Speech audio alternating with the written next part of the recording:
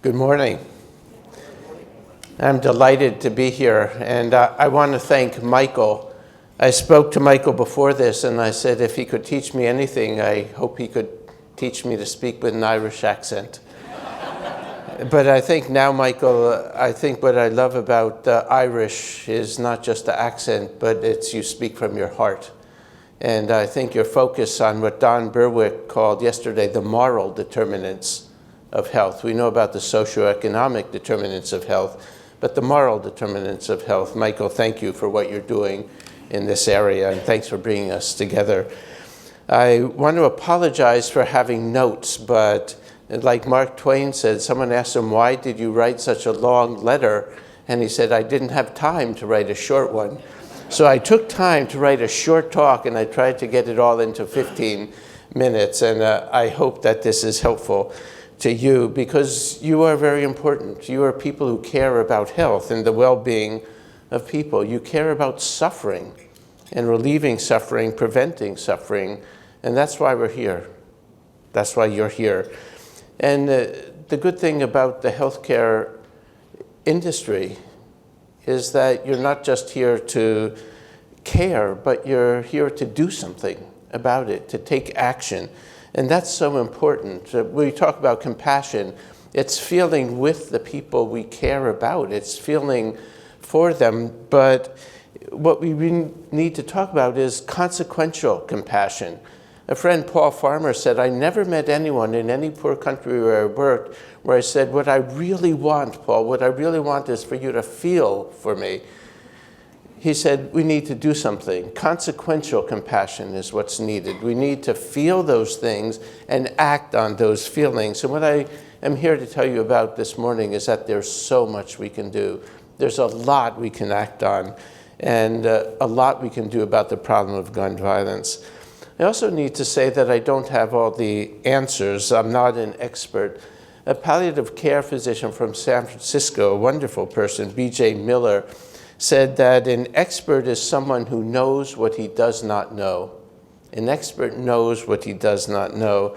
And you've heard from real experts this morning, and you'll hear from more on the front lines of gun violence today.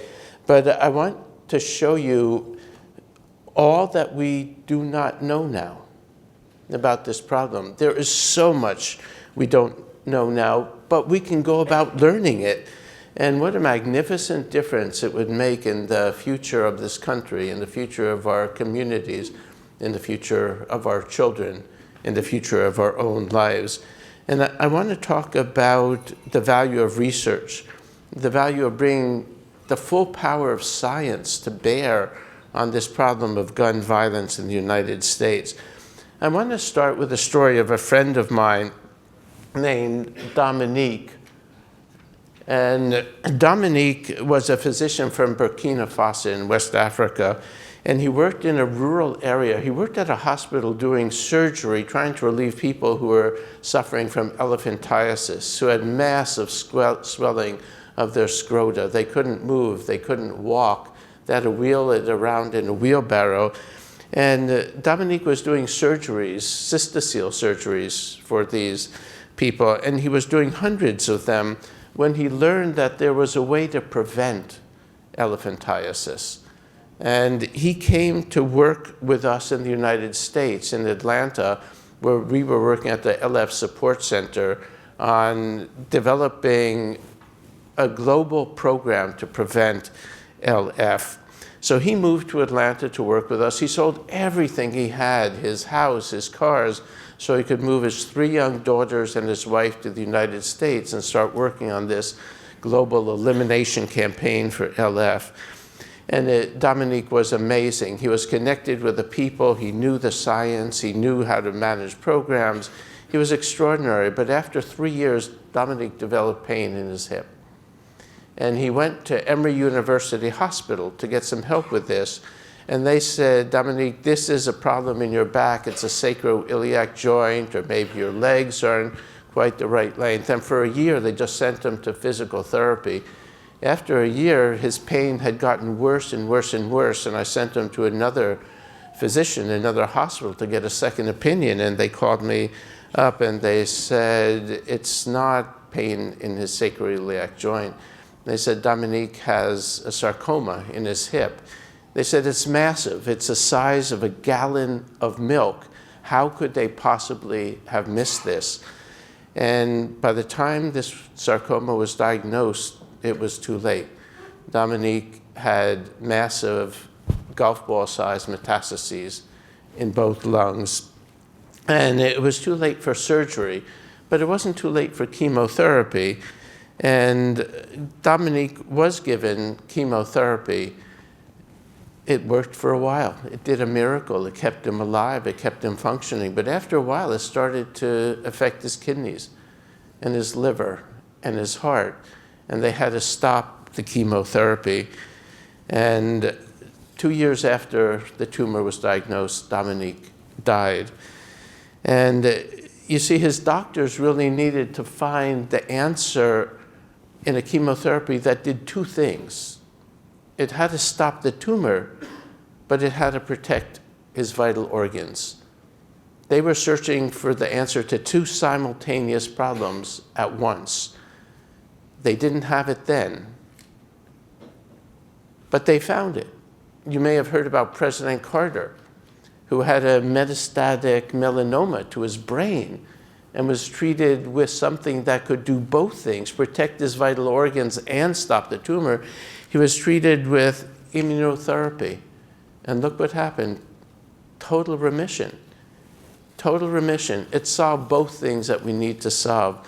So you may ask me, what does this have to do with preventing gun violence? So let me explain, and let me start at the beginning. And I want to start with a poem by a wonderful Irish poet, Michael Longley. He said, "Think of the children behind the coffins. Look sorrow in the face. All those 30 years, the years of disgrace. All those 30 years, the years of disgrace." Well, we have troubles. We have deep troubles. And the Troubles talked about 3,600 people who were killed in 30 years in the wars in Northern Ireland. But in the United States, as you've heard, we have close to 40,000 people killed every single year from gun violence. And in the 20 years that the government has stopped looking for solutions, we've lost probably 600,000 lives to gun violence. These are the troubles. As you know, 1/3 of these deaths are homicides, 2/3 are suicides. And do you know what percent are mass shootings? Between 1/10 of 1% and 1%. They're a tiny, tiny fraction. I'm very glad that they bring our attention to the problem. They scare the heck out of all of us, but they're a tiny percent. It's a massive problem here. And mass shootings are increasing, but they're still a small percent of the deaths. And most of these deaths could be prevented using science. And science has done some extraordinary things for us. You've heard about from Sue the reduction in smoking deaths that we've had. There have been massive reductions in heart deaths. The cardiologists are going out of business because of the success in preventing cardiac disease. And look at a disease like smallpox. Sue said maybe we won't be able to prevent this whole epidemic, eliminate it, but smallpox killed in the last century, do you know how many lives? A lot of lives. A lot of lives. 300 million lives were lost to smallpox in the 1900s. And then that disease was eradicated from the face of the earth using science, a simple vaccine and delivery science, how to deliver this. But that disease was eradicated from the face of the earth, and it's from science. Science has done extraordinary things, but in the area of gun violence, we've stopped looking. We've stopped looking. The government has stopped looking. There's wonderful research going on. Daniel Webster is an extraordinarily brilliant research scientist, and we're glad to have him, but the government isn't funding him, and we're not funding enough through the government. So how did we get to this point? In 1983, Bill Foege, the man who was responsible for eradicating smallpox, said CDC has got to look at problems other than infectious diseases. And one of the problems that's killing people is violence. And we've got to start looking at violence as a public health problem. And we developed what we called the public health approach to violence prevention. People had thought that violence is evil in this world. It's existed from time immemorial. There's nothing you can do about it. It's always existed. It's always going to be here. And we said no. We said no, evil is not violence. Violence is a problem. And like other public health problems, we can understand the magnitude of it. We can understand the causes. We can understand what works to prevent it, and we can understand how to scale up the solutions. We can do that to violence. And violence is different types of violence. It's child abuse, child sexual abuse, it's dating violence, it's intimate partner violence, it's homicide, it's suicide. We can understand each of these problems and ask the questions for each one. So the public health approach is based on science. It's focused on prevention, and it's collaborative by nature. There's no profession of public health. Public health is many professions. It's nurses, it's doctors, it's sociologists, it's anthropologists, it's statisticians. It's everyone working together, and that's how we're going to solve these problems of violence, by working together, building coalitions that are so important on this. And you heard about the tremendous success in reducing motor vehicle injuries. In the 1960s, there was a massive epidemic of young people dying on the roads, and the government said, this is intolerable. We're going to stop this. And the government said, we're going to spend money on research to stop this. And they appropriated $200 million. $200 million for research every year since 1970. And they established the National Highway Traffic Safety Administration. And what did they do? They brought about a miracle. They redesigned the car, totally redesigned the car. When I learned to drive on my grandfather's little red Ford Falcon, it had a steering column that was solid steel. And you would see pictures, you remember this, of people impaled like a spear right through their chest. And the engine block was solid. And in a front-end collision, it would come into the passenger compartment and you'd be crushed like an anvil. And the car was totally redesigned through research. The steering column now collapses. The steering wheel, instead of having a pointed middle, is a cushion to protect you. There's front-end collision. There's side impact collision, rollover collision. There's front seat belts, head airbags, knee airbags, back airbags, and seat belts. The car has been totally redesigned from research. Roads have been redesigned from research. We learned that red light intersections kill people, and if you substitute traffic circles or roundabouts, you save lives. 90% decrease by taking out red lights. We redesigned the roads. People used to think that the best roads were roads that looked like airport runways, flat, straight, and wide. And that's what people built all around the world until they realized if you build a road like a runway, people will drive like they're trying to take off. You have to build in curves, you have to put in hills, you have to make them wiggle around to keep the people awake. So they redesigned the cars, they redesigned the roadways. You heard about drunk driving successes. They redesigned the driver, and the death rates went down. And we have saved probably 600,000 lives by applying science to the problem of road traffic injuries. So we saw the success of that, and we said, let's look at science and violence. And let's just ask 4 questions. This is what we mean by the science. 4 simple questions. The first question is, what's the problem? Gun violence. Who gets shot? Where? When? Under what circumstances? With what type of weapons? What's the relationship between the shooter and the victim? And are these increasing or decreasing? But what's the problem? The second question science asks is, what are the causes?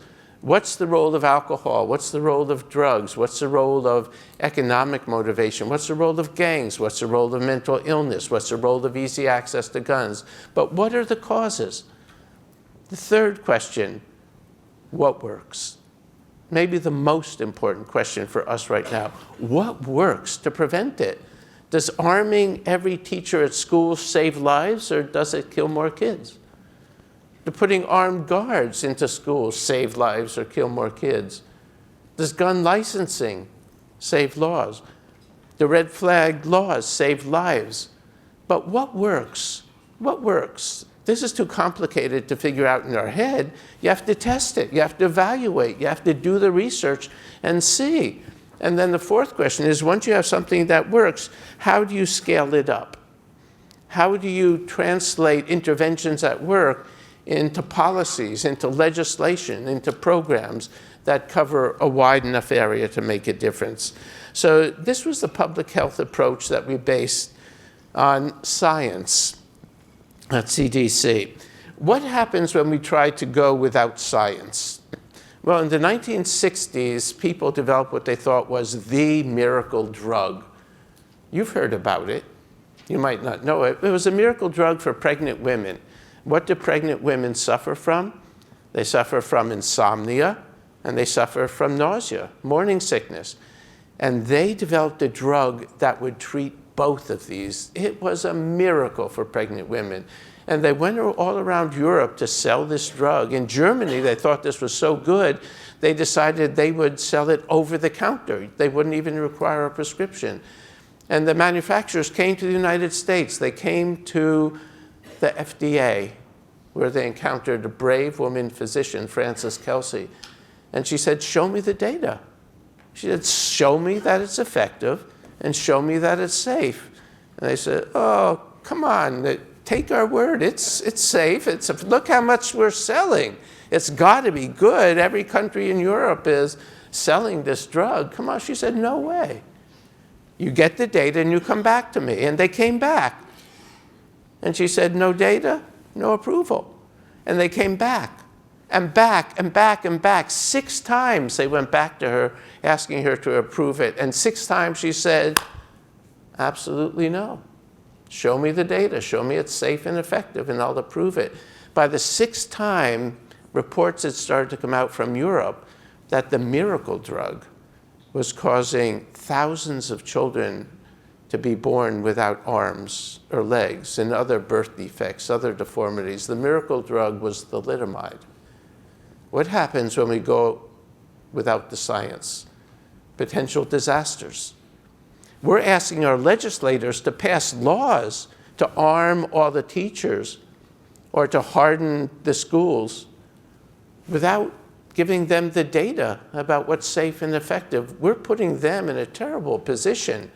Unfortunately, they act on this, and we know what kind of disasters lie in store when we go without the science. So J. Dickey, you've heard about the Dickey Amendment. We started working on violence as a public health problem at CDC. We started the research, and the very first research we did was to look at the question, does having a gun in your home make you safe? Because the NRA said, if you are a real man, back in the days of Mad Men, the NRA said, if you're a real man, you will have a gun in your home. If you care about your kids, if you care about your wife, you'll have a gun in the home. So we looked at this question, does having a gun in your home make you safer? This was the first extramural research we funded, and the answers were astounding. The answer was, not only does having a gun in your home not make you safer, it increases your risk. Out of time. I got to leave you with the mystery. Let me finish quickly. The NRA didn't like it. The NRA came after us, and the NRA tried to shut us down. They tried to shut this down. And J. Dickey, this congressman from Arkansas, led the charge. We were mortal enemies. Boy, did I hate him for being ambushed at this appropriations hearing with the director of CDC. And it was really bad. The Dickey Amendment was a compromise. And it was a compromise between the people who wanted to abolish all the research, abolish the injury center at CDC, and those who thought we needed more.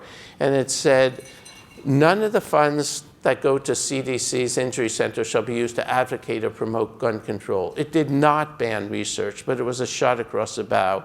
It was a warning. It was a warning to researchers. If you get into this field, we're going to take your money away. They took our money away.